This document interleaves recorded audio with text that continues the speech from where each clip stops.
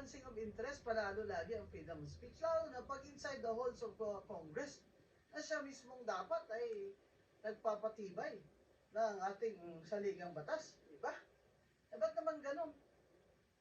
Pag ang congressman, si Kiko, ay nagkikriticize kay BBM, tinatawag siyang magnanakaw, o mandrugas, magnanakaw, isususpindi nila. Pero pag si Congressman Puto naman nagsabing gandang lalaki at honest nitong si Martin Romualdez, hindi nila isa-cite for unethical conduct for being biased. Ano nangyari dyan sa human rights defender sa House?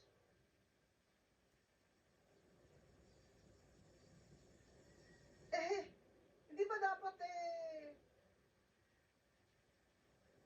ikumpara mo naman sa pagkanipis ng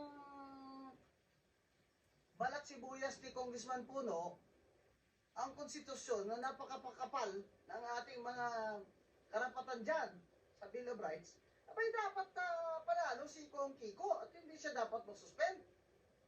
Dapat chastise pa nga yan si Congressman Puno. Akala mo naman kung sinong napakamoral na tao. Ano, Congressman Puno? Oh, halika. Tayo luneta, tayong dalawa, live stream. Pakita mo sa akin na ikaw ay you are a moral man. Akala mo naman kung sinong ikaw na... Hindi ka ba immoral? Wala ka bang ginawang mga immoral? Pero sa loob ng House of Representatives,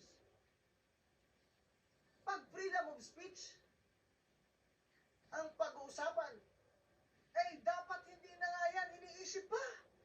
Dapat agad mo nang, kung ikaw ay talagang napasok yun sa ulo mo, tigat-tigat na mga kukote nyo dyan,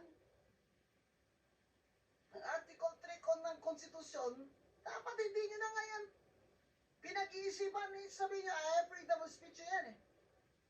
Ayoko lang yung manner of saying it.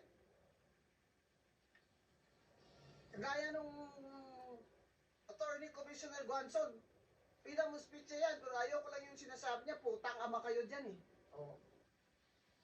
You don't like him. That's why freedom of speech does not apply to him.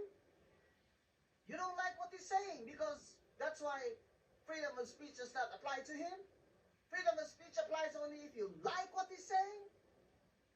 You pretentious